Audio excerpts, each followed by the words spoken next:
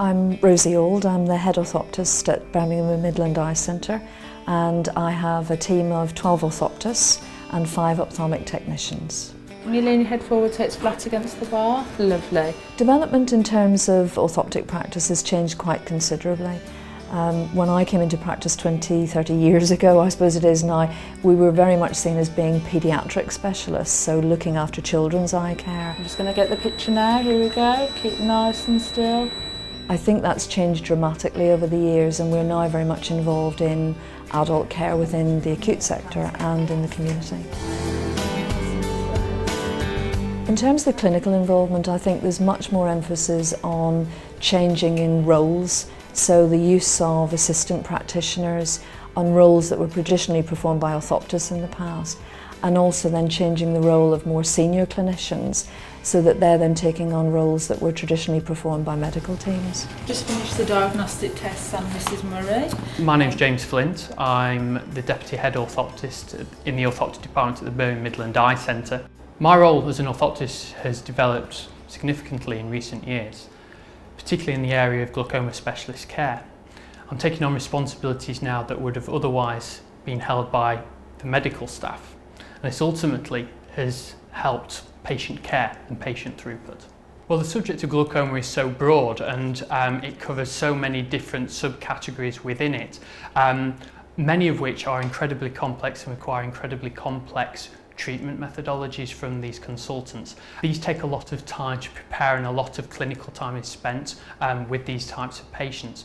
The development of roles such as myself has allowed us to take the patients that are more stable in nature away from the consultants to allow them more time to see those more complex patients. The orthoptist helps us a lot.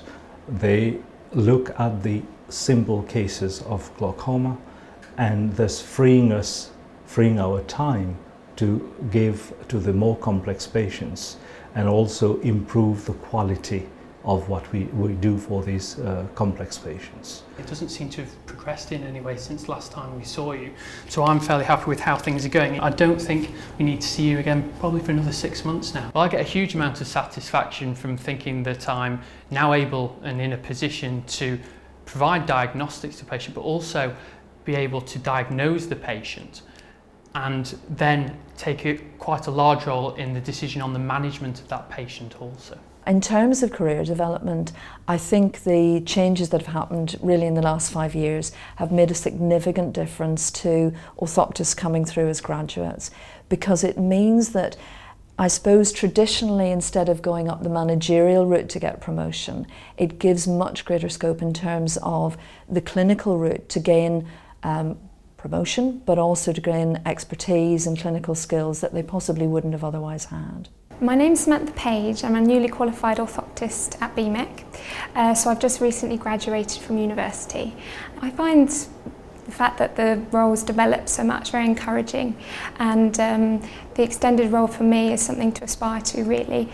I knew quite early on about the extended role, and it was sort of an added incentive really to pursue the career. I think in terms of role extension, it shows that the sort of training, the sort of skills and competencies that orthoptists as allied health professions have can give greater value to patient care. So, I think it's essential that that's the way forward.